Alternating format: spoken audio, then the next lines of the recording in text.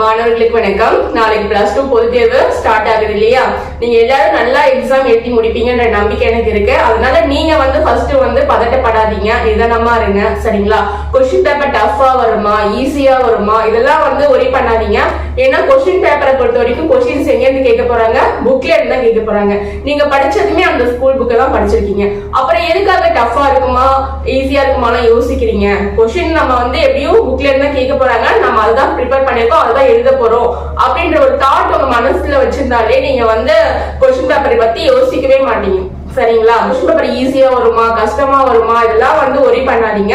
கண்டிப்பா question paper நீங்க படிச்சதுதான் வரப்போகுது. சரிங்களா? அதே மாதிரி ஒரு பதட்டமே தேவையில்லை. நம்ம எக்ஸாம் எப்படி எழுத போறோமோ அப்படின்ற ஒரு பதட்டம் தேவையில்லை. கண்டிப்பா நல்லா எழுதி முடிப்பீங்க. ஓகேவா? நல்லா படிப்பாங்க. ஆனா பொது தேர்வுல மார்க் அதிகமா எடுக்க மாட்டாங்க. காரணம் என்னன்னா உங்களுக்கு ஒரு பயம், பதட்டம், இதுதான் உங்களுடைய மதிப்பெண்கள் குறையறதுக்கு காரணம். சரிங்களா? அதனால ஆரோக்கியமா சாப்பிட்டுட்டு எக்ஸாமுக்கு போங்க. சாப்பிடாமலாம் யாரும் எக்ஸாமுக்கு போகாதீங்க. எக்ஸாம் போறதுக்கு முன்னாடி சாப்பிட்டுட்டு ஃப்ரீ மைண்டோட போங்க. சரிங்களா? யாருமே சாப்பிடாம பதட்டத்தோட தான் போகாதீங்க. கண்டிப்பா எக்ஸாம் நல்லா எழுதி முடிப்பீங்க. ஓகேவா? நான் தன்னம்பிக்கையை நீங்களும் மனசுல வளர்த்துக்கோங்க. அந்த நம்பிக்கை எனக்கு உங்க மேல இருக்கு. சரிங்களா? சோ உங்க எல்லாருக்காகவும் நான் இறைவனை பிரார்த்தனை பண்ணிக்கிறேன்.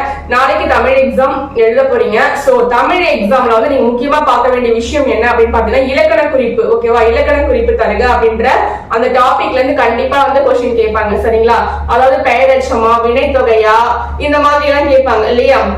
அந்த இலக்கண குறிப்பு தருக, புக் பேக்ல இலக்கண குறிப்பு தருகன்னு இருக்கு இல்லையா? அந்த கொஸ்டின்ஸ் எல்லாம் நல்லா பாத்துக்கோங்க. நெக்ஸ்ட் பகுபத உறுப்பிலக்கணத்துல இருந்து கண்டிப்பா கொஸ்டின் வரும். சரிங்களா? பகுபத உறுப்பிலக்கணம் இந்த டாபிக்ல இருந்து பப்ளிக் எக்ஸாம்ல கொஸ்டின் வராம இருக்கவே இருக்காது. ரெண்டாவது டாபிக் பகுபத உறுப்பிலக்கணம். சரிங்களா? மூணாவது டாபிக் பாத்தீங்கன்னா புணர்ச்சி இலக்கணம். புணர்ச்சியில நிறைய வகைகள் இருக்கு. நான் உங்களுக்கு தனியா ஒரு வீடியோவே போட்டிருக்கேன். சோ இந்த புணர்ச்சி இலக்கணம் பாத்தீங்கன்னா மோஸ்ட் இம்பார்ட்டன்ட் டாபிக். இதுல இருந்து கண்டிப்பா கொஸ்டின்ஸ் வரும். சரிங்களா? 3 டாபிக் சொல்லியிருக்கேன்.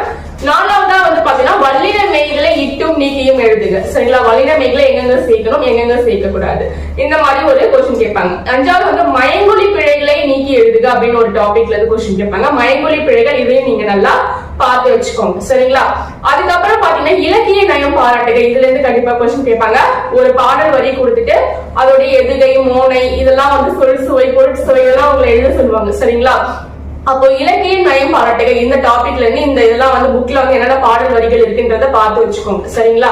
அதே மாதிரி ஒரு திருக்குறள் கொடுத்துட்டு இந்த திருக்குறள்ல பயின்று வரக்கூடிய அணியை விளக்குகன்னு கேட்பாங்க. அதாவது அணியில இருந்து கேட்பாங்க கொஸ்டின்ஸ். ஓகேவா? அதே மாதிரி வேற்றுமை அணி, இந்த மாதிரி அணியை பேஸ் பண்ணி கொஸ்டின் கேட்பாங்க. சரிங்களா? நிரல்நிறை அணி, ஒரு திருக்குறளை எழுதிட்டு அதுல என்ன அணி வந்திருக்கு அப்படின்றத நீங்க அந்த அணிக்கு பொருத்தமா நீங்க எழுதணும். ஓகேவா? அணியில இருந்து ஒரு கொஸ்டின் கேட்பாங்க.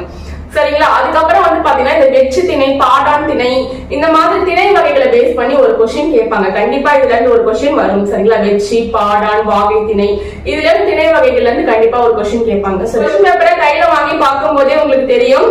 சரிங்களா? இப்ப நான் சொல்லக்கூடிய இந்த டாபிக் எல்லாமே நாளை கொஸ்டின் பேப்பர்ல இருக்கக்கூடிய டாபிக்ஸ் தான். சரிங்களா? நாளை கொஸ்டின் பேப்பரை வாங்கி பார்த்து நீங்களே சொல்வீங்க, மிஸ் நீங்க சொன்ன எல்லா டாபிக்கும் இருந்தது அப்படின்ட்டு. இது எல்லாமே கண்டிப்பா இந்த டாபிக்ஸ்ல இல்லாத கொஸ்டின் பேப்பரே இருக்க முடியாது. அதெல்லாம் இந்த டாபிக் நல்லா ப்ரிப்பேர் பண்ணிக்கோங்க. சரிங்களா?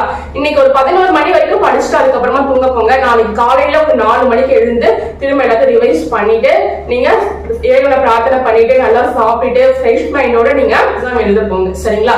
கண்டிப்பா எக்ஸாம் நல்லா எழுதி முடிப்பீங்க. வாழ்த்துக்கள். நம்ம சேனல் ஃபர்ஸ்ட் டைம் பாக்குறவங்க சப்ஸ்கிரைப் பண்ணி வச்சுக்கோங்க. ஏன்னா நீங்க ஃபியூச்சர்ல இன்ஜினியரிங் படிக்கணும், டாக்டர் படிக்கணும் அப்படின்னா நான் உங்களுக்கு கைட் பண்ணி ஹெல்ப் பண்ணுவேன். அதுக்குன்னு தனியா வாட்ஸ்அப் குரூப்பே வச்சிருக்கேன். நீங்க அந்த வாட்ஸ்அப் குரூப்ல கூட ஜாயின் பண்ணிக்கோங்க. அடுத்தடுத்து நான் இம்பார்ட்டன்ட் கொஸ்டின்ஸ்லாம் அடுத்த சப்ஜெக்ட்டுக்கு போடுவேன். சோ அதனால நீங்க அந்த குரூப்லயே நீங்க ஜாயின் பண்ணிக்கோங்க. சரிங்களா? Okay, bye. மீண்டும் அடுத்த ஒரு வீடியோவோட நான் உங்களை சந்திக்கிறேன்.